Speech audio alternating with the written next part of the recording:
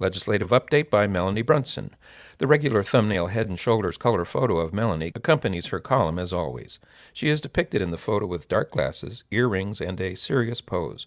There is no accompanying caption. As 2017 drew to a close, we reached the halfway point of the 115th Congress and the end of the first year of a new administration. This seems like a good time to take a look at what has been accomplished in Washington during the past year. This article will focus on those accomplishments that directly impact veterans. We'll begin with Congress. During 2017, 10 bills aimed at improving veterans' benefits and services have cleared both houses of Congress and were signed into law by the President.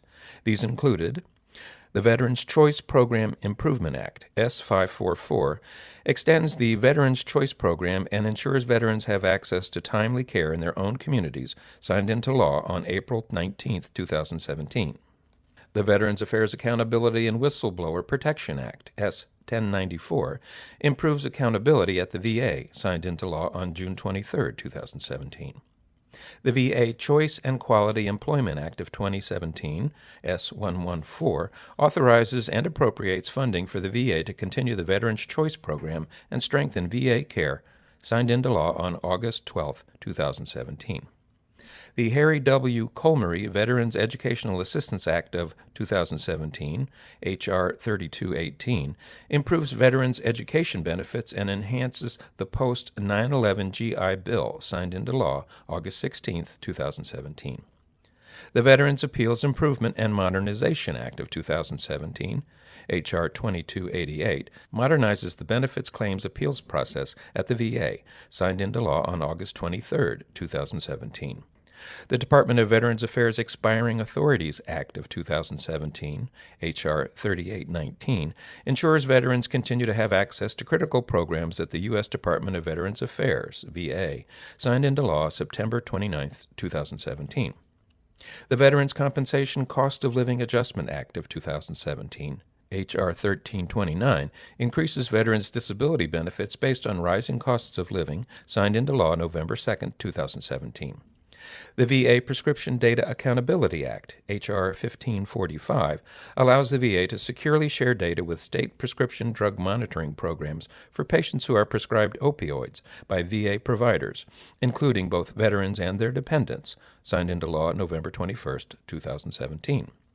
The Veterans Apprenticeship and Labor Opportunity Reform, or VALOR, Act, H.R. 3949, streamlines the certification process for non-federal apprenticeship training programs for veterans, signed into law November 21, 2017, and the Enhancing Veteran Care Act, S1266, allows the VA to contract with outside organizations for investigations into VA medical centers, signed into law December 20, 2017.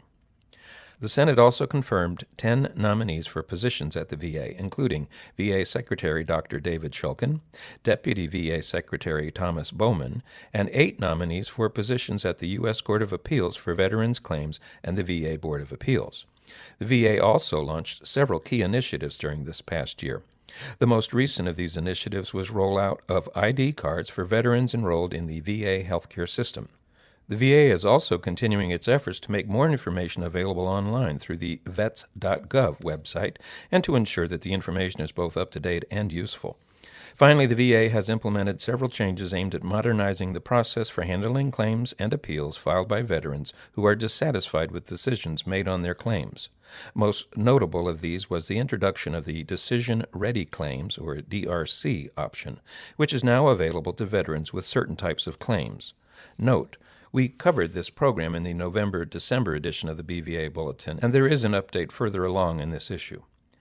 Looking ahead to 2018, we expect both the VA and members of Congress will devote much of their energy to modernizing VA's information technology infrastructure. Those efforts got underway this past year, but there is still a great deal of work to do. VA has many decisions to make regarding the best way to update its own hardware and software, as well as to ensure a more seamless transition for members of the military who are returning to civilian life following their service. Both the VA and the Pentagon have mandates to make transfer of medical records from the DoD healthcare system to the VAs easier. Both Congress and the VA are under pressure from veteran service organizations to tackle several issues related to benefits and services for caregivers. We expect legislation to address these issues to be a hot topic in the year ahead. We're also likely to see additional legislation to make further improvements to the Veterans Choice Program. Secretary Shulkin wants to continue expanding this program so that veterans enrolled in VA's healthcare system will have the option of getting more care from community providers. As this legislation moves forward, we at BVA and other VSOs will work to ensure that veterans who want to obtain the full spectrum of care from the VA will also have the option to do so.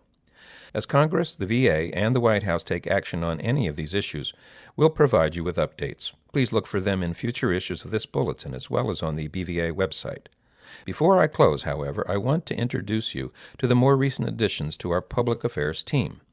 Chet Curtis comes to us after 11 years with the Air Force Association as their Senior Director of Communications. He retired from the Air Force in 2006 as a Lieutenant Colonel after 24 years. Chet is a graduate of the University of Southern Maine and Southern Illinois University and recently received his master's degree from Embry-Riddle University. He has his accreditation in Public Relations, APR, and is a member of the Public Relations Society of America, PRSA.